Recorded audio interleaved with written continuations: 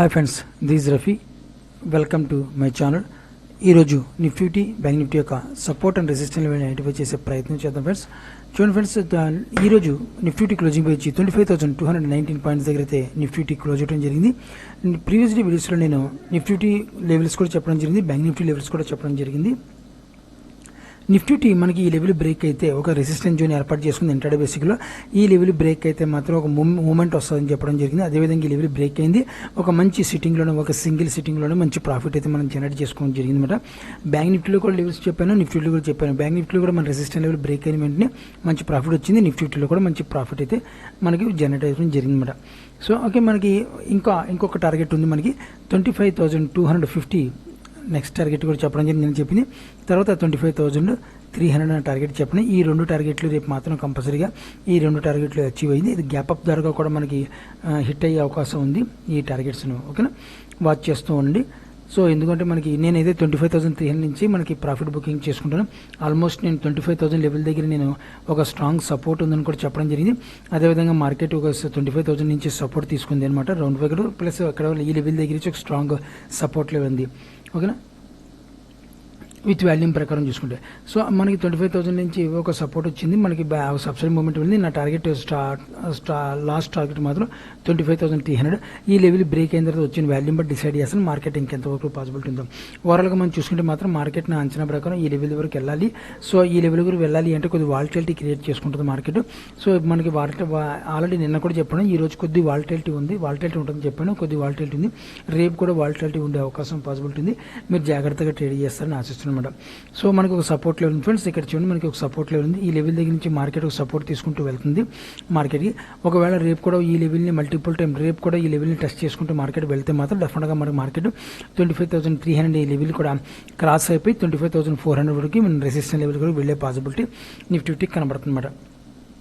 ఒకసారి కింద మన గ్యాప్ ఒకసారి కింద డౌన్ సైడ్ చూసుకుంటే మాత్రం డెఫినెట్గా 25,100 దగ్గర ఒక సపోర్ట్ ఉంది. ఓఐ చేంజెస్ మనకి ఆప్షన్ చైన్ అనాలిసిస్లో ఒకసారి చూసుకుంటే మాత్రం ఓఐ చేంజెస్ మాత్రం కాల్ ఆప్షన్ వరకు మనకి స్ట్రాంగ్ సపోర్ట్ లెవెల్గా క్రియేట్ చేసి పెట్టేశారు 25,100 దగ్గర.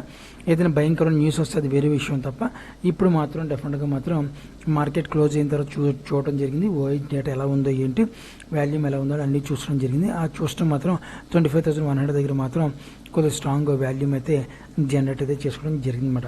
ఓకేనా, సో మన టార్గెట్ అయితే రేపు వచ్చే అవకాశం ఉంది. రేపు మాత్రం 25,250, 25,300 నా టార్గెట్ రేపు హిట్ అయ్యే అవకాశం పాసిబిలిటీ నిఫ్టీలో మనకు కనబడుతుందన్నమాట. సో ఓకేనా, ఎందుకంటే మనకి 25,000 లెవెల్ బ్రేక్ కాన్సెప్ట్ నేను ఆల్రెడీ ముందు కూడా 25 లెవెల్ బ్రేక్ కాన్సెప్ట్ వరకు పుట్ ఆప్షన్ గురించి ఆలోచించాను. ఎందుకంటే అడ్జస్ట్మెంట్ చేసుకుంటుంది మార్కెట్, కొద్దిగా అడ్జస్ట్మెంట్ అవ్వచ్చు, నో ప్రాబ్లం. అది అడ్జస్ట్మెంట్ ఏంటంటే వాలటిలిటీ క్రియేట్ చేసుకుంటూ ఈ వాల్యూమ్ని జనరేట్ చేసుకుంటూ మార్కెట్ అప్సైడ్ మూమెంట్ వెళ్తానికి ప్రయత్నిస్తుంది అనమాట. అంతే తప్ప కానీ 25 లెవెల్ బ్రేక్ అయ్యి అవ్వాలి కదా, హై వాల్యూమ్తో బ్రేక్ అయితేనే నేను పుట్ ఆప్షన్కి వెళ్తాను. లేని పక్షంలో మాత్రం అప్పుడు దాకా నేను కాల్ ఆప్షన్ వాళ్ళకే ఉంటాను అనమాట. ఓకే, సో ఇది ఫ్రెండ్స్ మనకి నిఫ్టీలో నా యొక్క లెవెల్స్ అయితే ఈ రకంగా ఉన్నాయి. ఇప్పుడు ఒకసారి బ్యాంక్ నిఫ్టీ ఒకసారి చూద్దాం ఫ్రెండ్స్.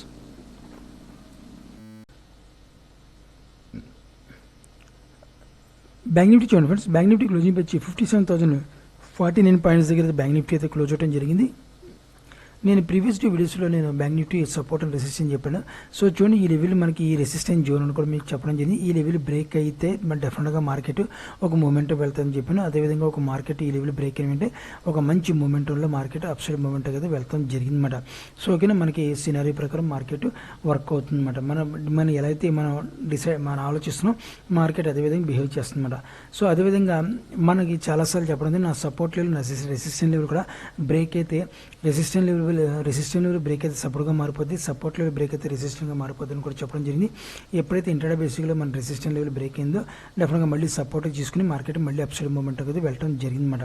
ఓకే, సో అయితే అయిపోయిన దాని గురించి ఎవరైనా చెప్తారు, అవర్ మార్కెట్ గురించి చెప్పడమే మనకు కావాలన్నమాట. అవర్ మార్కెట్ గురించి చెప్పేవాడే మార్కెట్లో కలకాలం నిలబడతాడు, లేని పక్షంలో నిలబడలేడు. ఎందుకంటే మనకు అడ్వాన్స్ లెవెల్స్ కావాలి మార్కెట్లో, అడ్వాన్స్ లెవెల్స్ తీయాలి మార్కెట్లో. తీసిన తర్వాత మనం డిసైడ్ చేస్తాం అనమాట.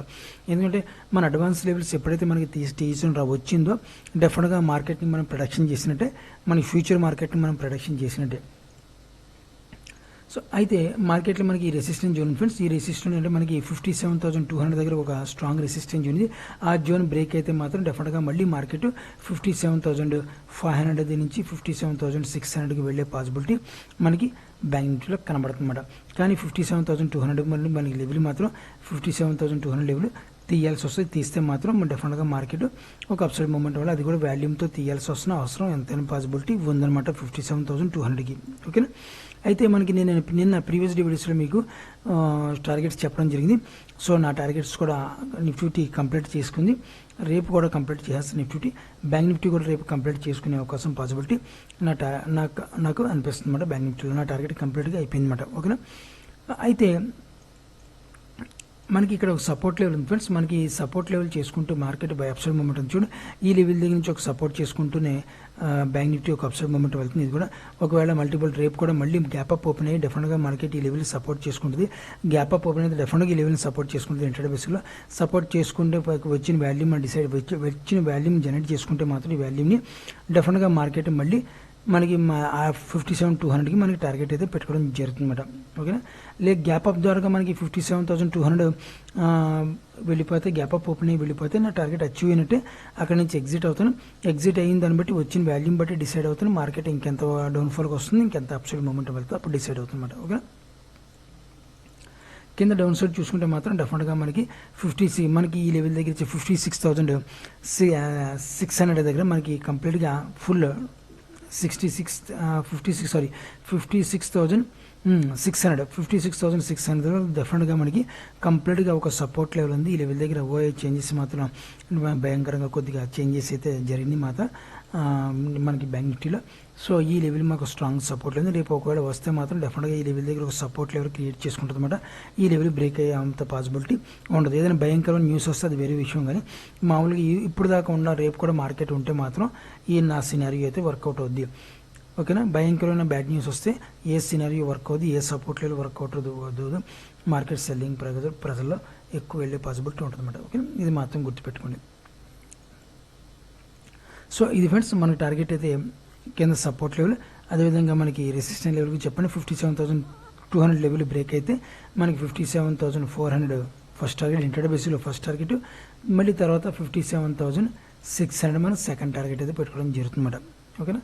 సో ఇది ఇంటర్డే లెవెల్స్ అనమాట. సో ఇది ఫ్రెండ్స్ మనకి బ్యాంక్ నిఫ్టీ కన్నా వ్యూ అయితే ఇది. మీరు కూడా ఆప్షన్లో ట్రేడ్ చేస్తే జాగ్రత్త ట్రేడ్ చేసిన ఆశిస్తున్నాను. నా వీడియో వాచ్ చేసిన thank you friends, thank you very much.